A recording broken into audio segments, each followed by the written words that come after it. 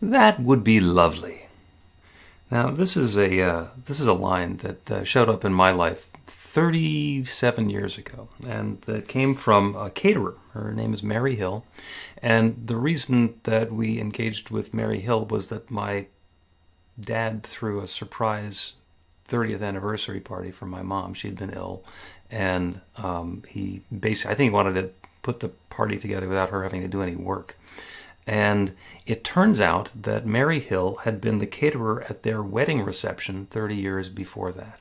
And she was still available. They were still living in Montclair, New Jersey. So got Mary Hill, who was a wonderful, gentle, wise old lady. And whenever you asked Mary anything, or suggested something, or went into something, she'd say, "Oh, that would be lovely."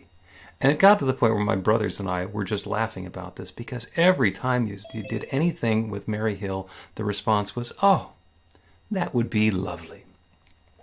So, we're thinking about having, it was going to be an outdoor party. We're thinking about having little finger sandwiches and this sort of thing or that sort of thing. She says, "Oh, that would be lovely."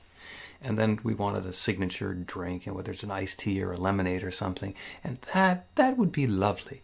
And then she'd offer up little suggestions about, and we've done this before, which has been just wonderful. And then we'd say, let's do it that way. She'd say, "That would be lovely."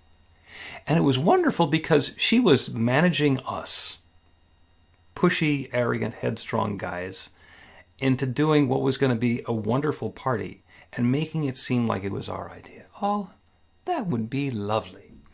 My dad remembered some dish, something that had been served at their wedding reception all those years ago, and asked about it. And she says, "Well, my sister makes that, and she's still making it, so I think we can get that as well. That would be lovely." And so we're all buying into this "that would be lovely" thing. And the message or the lesson that we can take from Mary Hill is, what would it be like if you started every response with "that would be lovely"? Even if you disagree completely. I'd like to put motor oil on the dining table. "Well, that would be lovely, except perhaps let's consider maybe using teak oil instead of motor oil, and maybe perhaps just instead of pouring it on, we could dab it on, because that would be lovely." Even if you don't agree at all, what happens if you engage with that level of support and enthusiasm and graciousness? That would be lovely. That would be lovely. And the energy that we bring to that when we're anticipating or starting out with "that would be lovely" is lovely.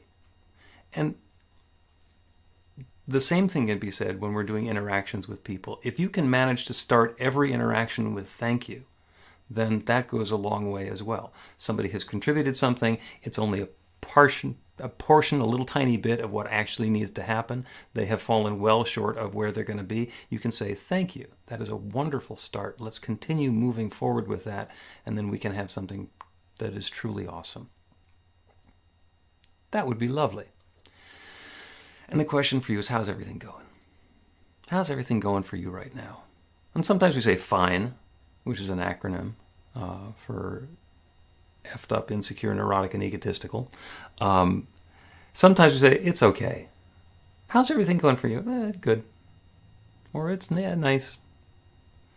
My favorite one is when people say "not bad." Really?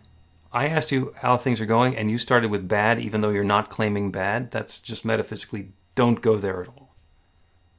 Same old, same old? I don't want to do that, because that's claiming a repetition of things that have happened in the past. Pretty pleasant. Things are pretty pleasant over here for me. What would happen if somebody said, "How's everything going for you?" And you said, "Lovely. Things are lovely for me." What would it take to rock your loveliness? What would be lovely for you? What would be lovely in your life? And as you're anticipating something, planning for something, or preparing for something, can you say, what would make this lovely? What would give me that peacefulness, that gracefulness of having it unfold in a way that's just lovely? Because it's all available. It is all possible. It is possible to have lovely in everything that we're doing. And Mary demonstrated how that can work, because even if it's not lovely, you can use the invitation of lovely to invite in something better. One of the things that practitioners learn is to look a fact in the face and know something better.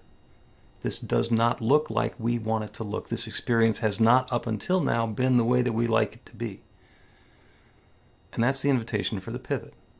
What do I want to have instead? What would make this lovely?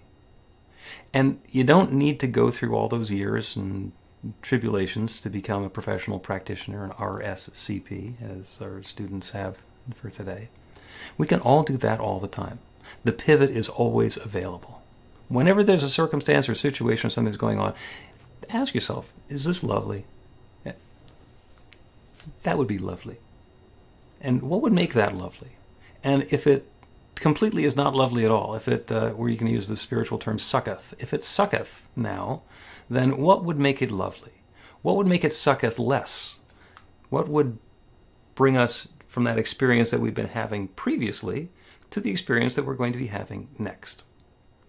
Ginger told a wonderful story today about being faced with a situation that sucketh.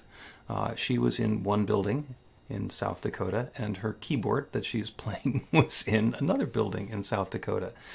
And the keys were nowhere available to anybody. So that sucketh. And so she looked the fact in the face, and she tried a few things. And, you know, I don't believe that Ginger was going through the process of saying, what would make this lovely? She was going through the panicky process of what would make this possible. But that make it sucketh less. And so the problem that Ginger had with the keyboard being locked in a different building has now been completely replaced with a different problem of fixing a window. So, you know, and you can go with, you know, Rosanna, the great philosopher, who said, it's always something, you know, where we've always got a problem. But there is always the invitation. There is always the invitation to create some change, to do something different, to invite something new into our experience, and let it be lovely. So that is the invitation for each of us individually and all of us together for this week. What would it take for you to say, that would be lovely, or that is lovely, or this has been lovely? Rock your inner that would be lovely and see what good you're inviting into your life and into the world.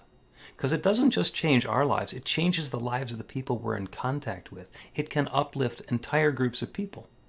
And that would be lovely.